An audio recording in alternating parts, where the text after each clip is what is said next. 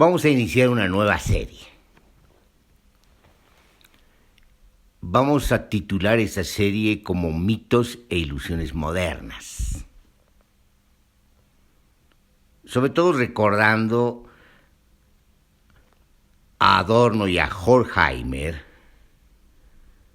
de la dialéctica del iluminismo, donde dicen que la modernidad ha pretendido salir de los mitos, sin embargo ha creado nuevos mitos.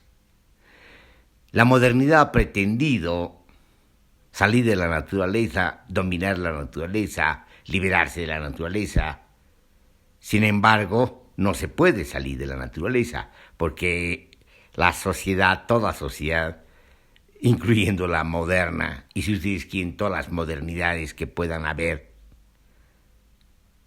posmodernas, transmodernas, lo que quieran, o de la modernidad tardía, que es más cabal el término, todas las sociedades forman parte de la naturaleza. Y constataban, sobre todo porque ya desde entonces, desde la publicación de la dialéctica del iluminismo, se notan las consecuencias negativas del desarrollo moderno en tanto contaminación. Bueno, desde entonces hasta ahora, obviamente, los problemas de contaminación, los problemas de la depredación, los problemas de la destrucción planetaria y la destrucción de los ecosistemas se ha incrementado no solamente notoriamente, sino de una manera espiral y de una manera altísima, es decir, se tiene que multiplicar por un enésimo valor, o un enésimo factor, para evaluar cuánto se ha deteriorado el planeta, lo que llaman eufemísticamente el medio ambiente.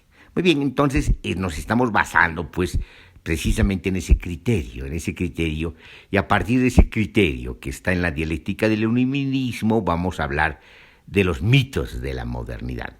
Nos vamos a concentrar quizás en esta exposición en algunos que tienen que ver con la coyuntura singular de una crisis ecológica mundial, planetaria obviamente, y con sus particularidades continentales, regionales, nacionales y locales. Y también, obviamente, una coyuntura donde se manifiesta patentemente la crisis política, la crisis del sistema mundo político y la crisis del sistema mundo capitalista. ¿Esto por qué? Porque es indispensable ahora también situarnos en el contexto y en la coyuntura. Sin embargo, vamos a hacer quizás una lista o menciones rápidas de los mitos modernos que quisiéramos hablar y exponerlos con más tiempo, de manera más pormenorizada después. Bueno, un mito de la modernidad es la historia. La historia como disciplina, como ciencia humana que se desarrolla en el siglo XIX y se consolida institucionalmente en el siglo XIX y se habla desde entonces de una suerte de historia universal.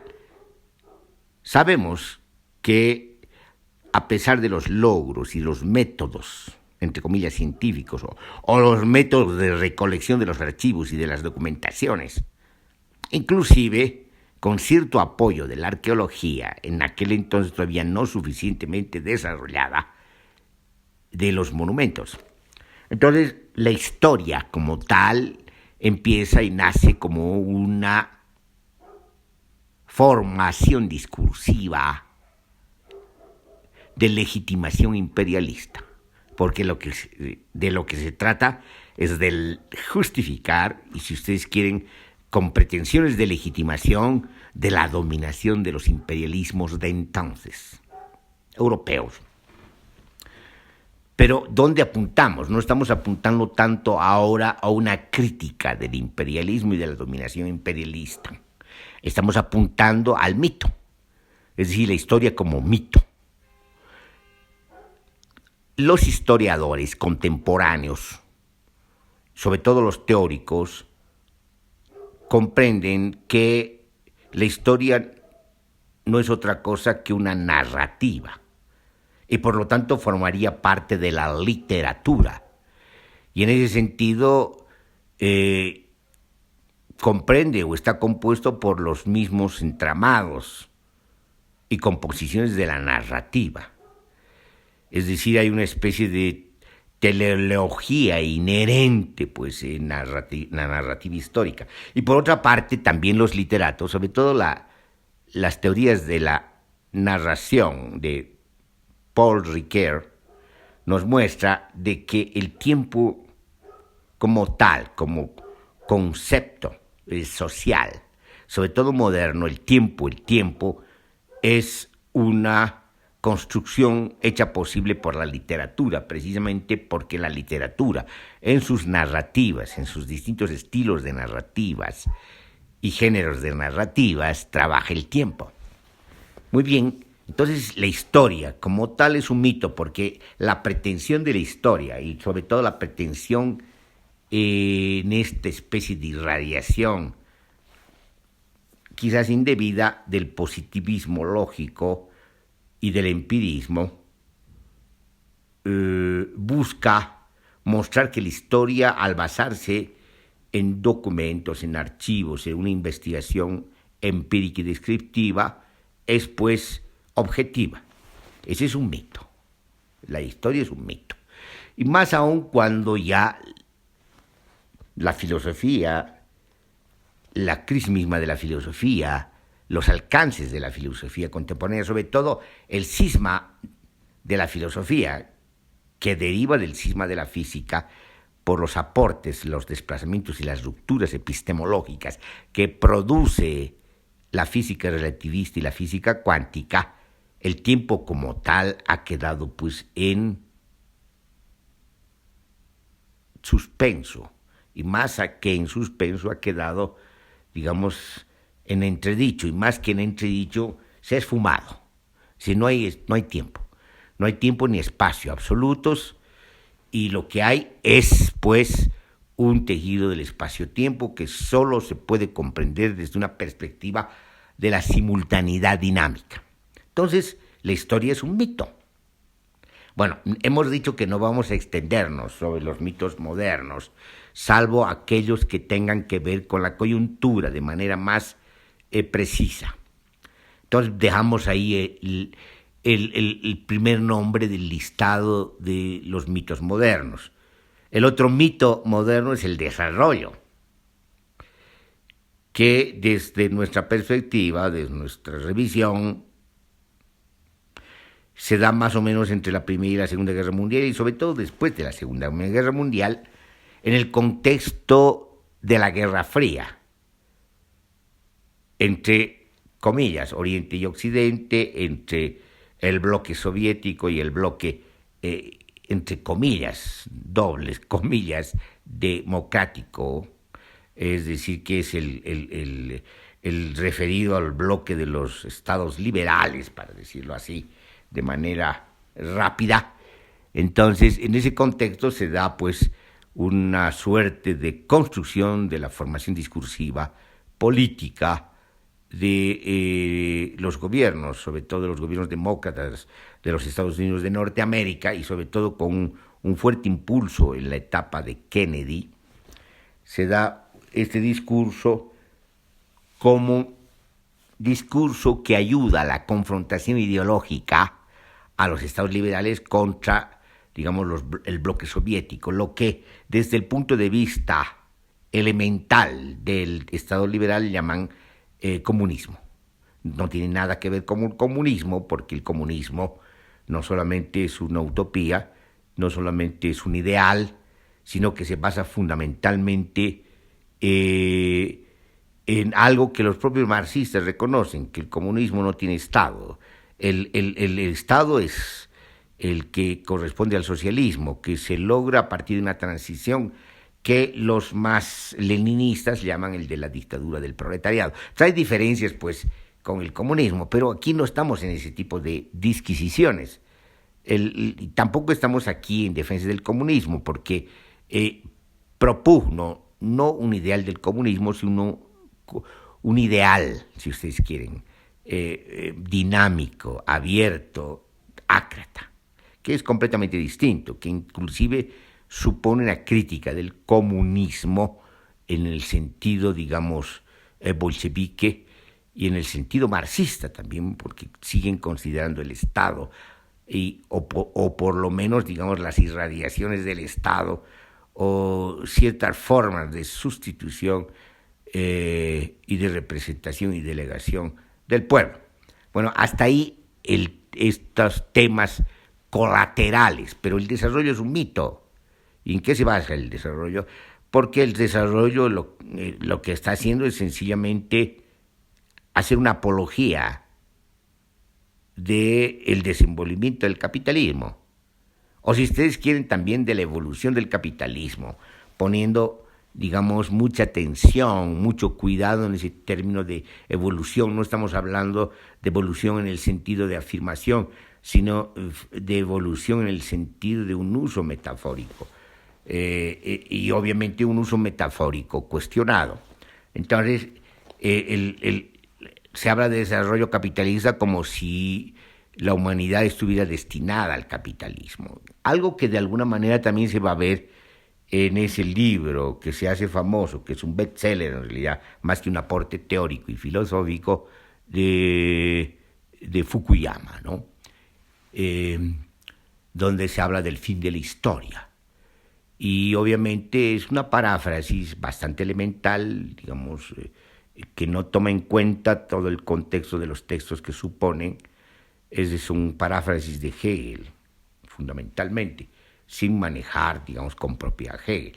Bueno, pero, digamos, lo que nos refleja todo esto y lo que nos ilustra esto, es decir, digamos, esta desmesura de la teleología, es decir, de la finalidad inscrita bajo esta ideología, ¿no?, del desarrollo de lo que implica, digamos, el fin de la humanidad o de las sociedades, que sería no solamente la realización plena del capitalismo, sino de eso, de ese capitalismo que siempre se desarrolla.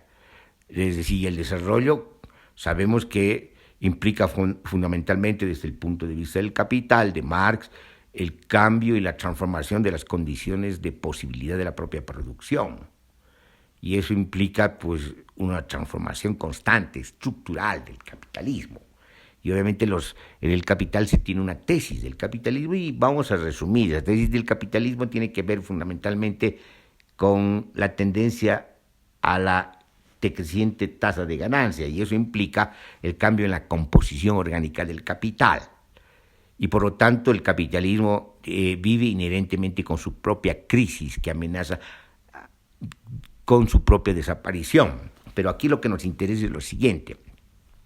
Si el concepto más amplio de desarrollo es ese, el concepto usado por los discursos del desarrollo son más elementales, es decir, hablan del desarrollo como el paso del crecimiento económico al desarrollo. El crecimiento económico sería meramente cuantitativo y el desarrollo sería cualitativo, y por lo tanto aquí tenemos ya distintas versiones. Para las versiones de los estados-nación subalternos que apuestan por las nacionalizaciones, es decir, los populismos de aquel entonces, del siglo XX, sobre todo de mitad del siglo XX para adelante, y quizás un poco para atrás también, implica la industrialización, que ese es un poco el ideario, ¿no? La obsesión de lo que se llama la izquierda nacional marxista, pero también, digamos, de casi todos los marxismos que van a pulular en el continente, pero también en otros continentes. Entonces aquí, digamos, se vuelve una obsesión el desarrollo. Pero ¿por qué es un mito el desarrollo? Porque no solamente es un mito, porque es una especie de apología del capitalismo, desentendiéndose de la crisis orgánica y estructural que lleva en sí mismo, en sus propias entrañas, el capitalismo, pero por otra parte, hoy sabemos que esa crisis no solamente es una crisis del capitalismo, sino es una crisis civilizatoria de la modernidad, y más aún es una crisis planetaria, es una crisis ecológica. ¿Qué quiere decir esto? Quiere decir que no hay tal desarrollo, lo que hay es una destrucción planetaria, es el avance de la destrucción planetaria que se cuantifica con los indicadores macroeconómicos y que se cuantifica con la metafísica económica y con la metafísica estadística usada por esta economía, porque ocultan los costos que se transfieren a la naturaleza. Si incorporamos los costos que se transfieren a la naturaleza, no hay pues tal desarrollo. Es decir, lo que hay es un incremento de la metafísica estadística, de los indicadores, pero una destrucción demoledora del planeta. Es decir, es el desarrollo de la muerte. Entonces, ese es el segundo mito que también vamos a tocar con mayor detalle en otras exposiciones. Bueno, aquí tenemos dos mitos, ¿no?, importantísimos que hay que discutir. La modernidad misma también es un mito, digamos, y eso la pondría en el primero de la lista. ¿Por qué la modernidad es un mito? Porque la modernidad ha sido construida ideológicamente, pero antes ideológicamente ha sido intuida poéticamente por los poetas malditos. La modernidad, el concepto de modernidad es un concepto altamente metafórico y se refería al lado plástico, al lado del cambio, del trastocamiento y de la suspensión vertiginosa de la experiencia de las grandes urbes y sobre todo en el contexto de la industrialización o de la revolución industrial. Entonces los poetas malditos hablan de modernidad en ese sentido, hablan de la modernidad en su sentido más pleno de plasticidad, ¿no?, y trastocamiento.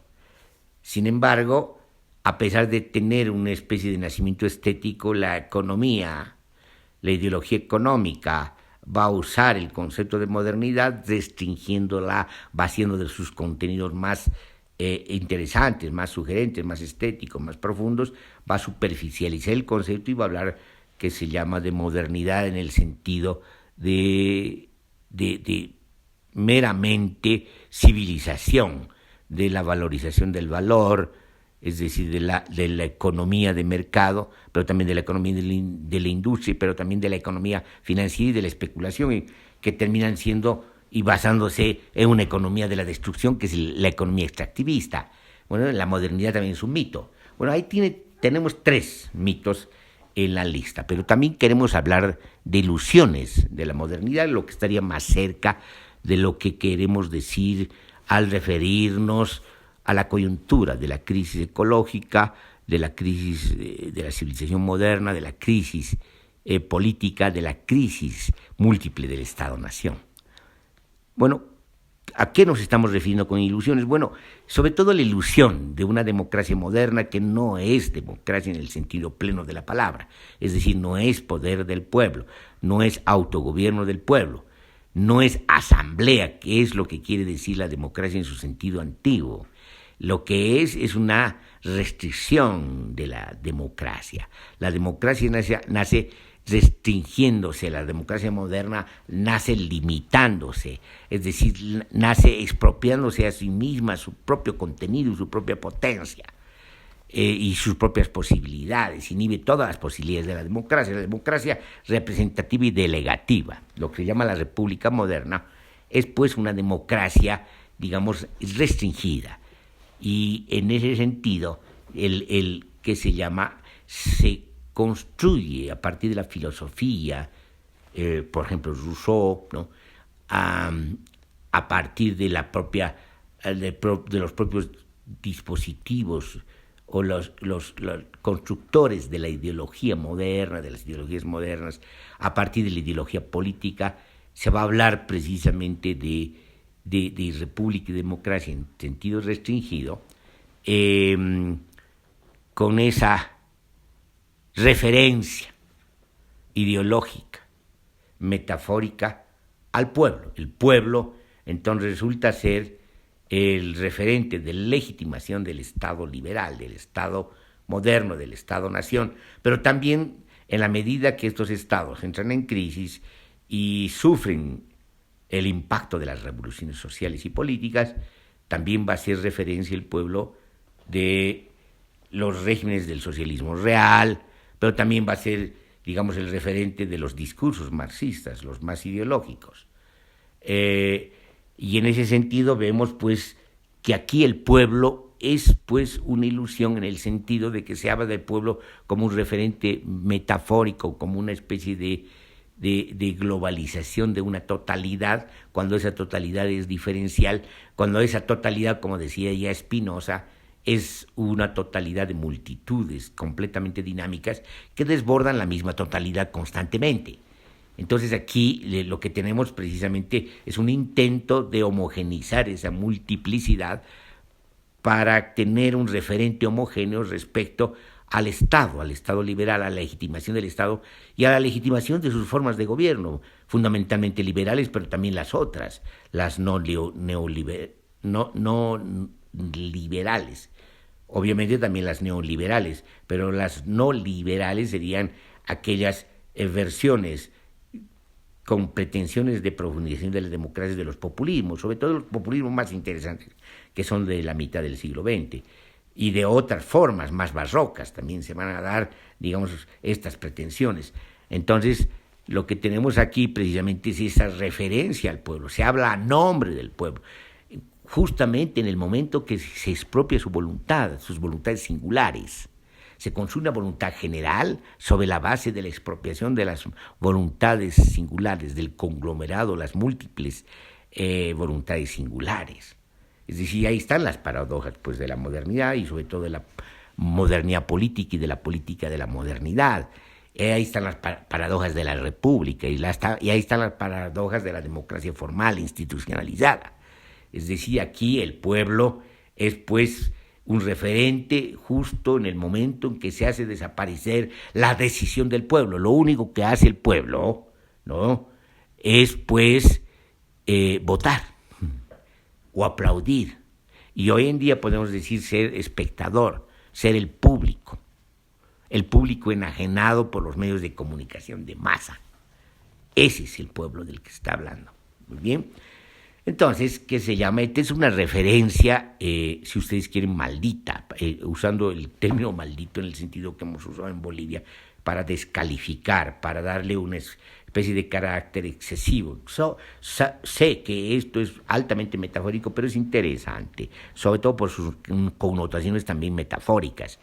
Es decir, aquí tenemos, pues, que se llama esta referencia a el pueblo justo en el momento en que se lo hace desaparecer. Ahora, obviamente, no solamente esto ocurre en los periodos de, entre comillas, estabilidad democrática, ¿no?, sino en periodos de crisis de la República, de crisis política, en el periodo de agitación social. Es decir, los discursos, déjeme decirlo, de contrapoder, en principio, porque después van a ser del poder más que de contrapoder, porque van a pretender mantenerse en el contrapoder, pero en realidad son del poder porque están legitimando, digamos, el acceso al poder, la pretensión de acceso al poder, y además van a legitimar, digamos, su participación en el círculo vicioso del poder. Es decir, hay también referencias, digamos, de agitación social respecto al pueblo, pero en la medida que no se hace la crítica y la autocrítica y la deconstrucción de este concepto o de este ideologema de pueblo, en la medida que no se hace esa deconstrucción, entonces se cae, pues, en el círculo vicioso de la ideología, en el círculo vicioso de la fetichización. Entonces se queda atrapado si se hace referencias precisamente estas formas de expropiación, a estas formas de poder frente al pueblo. Es decir, los representantes, los que hablan a nombre del pueblo, se colocan como amos del pueblo, como representantes del pueblo, en el terreno político, ya no en el terreno económico, y son los que expropian y hablan a nombre del pueblo y son los que se van a beneficiar cuando se llega al poder, cuando se llega a gobernar, ¿no? Inclusive cuando no se lo hace, pero se es oposición. Entonces, ¿qué se llama? Este es un juego de poder. El pueblo aquí es pues una ilusión. Ahora, que hubo un momento ideológico donde el populismo recupera el sentido de pueblo. Y hay que distinguir dos populismos. El populismo ruso, que es un populismo campesinista, no es como el latinoamericano, que apunta a una vía campesina, así de simple, de manera muy temprana, digamos, apunta a una vía campesina. Entonces, ese pueblo, esa versión de los amigos del pueblo, esa versión del pueblo es una versión metafórica también, pero tiene todavía un contenido de contrapoder, un contenido de subversión, un contenido subversivo, no solamente contra el Estado zarista, sino contra el propio capitalismo, porque están buscando otra vía al socialismo que no pase por el capitalismo. Eso ya lo conocemos. Y eso lo conocemos en los cuadernos de Kovalevsky, de Marx, y en los propios textos de Kovalevsky. Es decir, Marx ha tenido que aprender pues, de los populistas rusos. Pero el populismo latinoamericano, que tampoco deja de ser interesante, pero no es campesinista, sino es desarrollista, como hemos dicho anteriormente, el populismo latinoamericano habla también de pueblo, y se refiere al pueblo como ese conglomerado de marginados, discriminados, lo que más o menos se acercaría de lejos, por favor, a los condenados de la tierra, de Frantz Fanon. Entonces, esta referencia al pueblo es una referencia al pueblo para recuperar su soberanía en un Estado soberano, un verdadero Estado-nación, y por lo tanto que va a optar por la industrialización como forma de liberación económica, como forma de independización económica. Ese es el sentido. Fíjense, no deja de ser interesante esta metáfora del pueblo, pero ya de manera más notoria es utilizado para legitimar, digamos, el poder del gobierno nacional popular. En ese entonces podemos hablar de gobierno nacional populares, porque eran nacional populares. El enfrentamiento con el imperialismo, con las empresas transnacionales, el enfrentamiento por la recuperación de los recursos naturales tiene autenticidad en aquel entonces. El problema es que las revoluciones, todas las revoluciones, tienen un momento de autenticidad y es el momento de su nacimiento. Y cuando nacen, empiezan a vivir una especie de deterioro, de decadencia, una marcha lenta, más o menos lenta o rápida a la muerte, al deterioro, a la decadencia. Hemos escrito sobre esto, tenemos un texto que se llama La decadencia, precisamente, pero no queremos referirnos a esto, lo que queremos referirnos a estas ilusiones. Entonces, hoy se nota de manera muy clara, digamos, estas ilusiones, donde ya el concepto de pueblo ha dejado de ser concepto, es no solamente un ideologema, es mucho menos que un ideologema, es un uso arbitrario en el discurso de la diatriba, donde se habla en nombre del pueblo para distinguirse de los otros, los oligarcas, ¿no? Y los oligarcas que no se consideran como tales, sino también se consideran como otros representantes del pueblo, sino del pueblo verdadero, porque, digamos, están defendiendo la democracia institucional. Bueno, ambos se pierden precisamente en ese uso arbitrario y de la diatriba del pueblo. Es decir, ambos están usando el pueblo para demarcarse, para desmarcarse, pero también para marcar sus diferencias. Cuando sus diferencias, posiblemente, sobre todo cuando está el gobierno, no son tales. Hay más parecidos y similitudes que diferencias, porque ambos, las versiones neoliberales y las versiones neopopulistas, comparten el modelo colonial extractivista del capitalismo dependiente. Ambos son serviciales al modelo del sistema mundo capitalista y a la geopolítica del sistema mundo capitalista. Ambos son serviciales a la destrucción planetaria en sus territorios. Y en ese sentido, es decir, el uso del pueblo es un uso pues altamente demagógico. Se habla del pueblo, pero en el fondo, digamos, se lo desprecia porque no se le consulta, no se le consulta. Es decir, lo mínimo que pueden hacer los representantes es consultar al pueblo, es construir consensos desde el pueblo, es elevar desde el pueblo las demandas, es elevar desde el pueblo la construcción colectiva de la política y la construcción colectiva de la ley, como dice la Constitución Política Boliviana plurinacional, comunitaria y autonómica. Pero eso no ocurre. ¿No ve? Entonces, aquí lo que estamos mostrando son estos mecanismos donde la ilusión política, las ilusiones políticas, los términos de ilusión, en este caso el pueblo, terminan legitimando a la casta política, a los distintos sectores y estratos de la casta política, a esta casta política variopinta que en realidad está obsesionada por el poder. Es su oscuro objeto del deseo. Entonces ahí tienen pues que se llama un tema importantísimo que tiene que ver con las ilusiones, ¿no ve? Bueno, hay otra ilusión muy vinculada a esta que es la ilusión del caudillo, ¿no?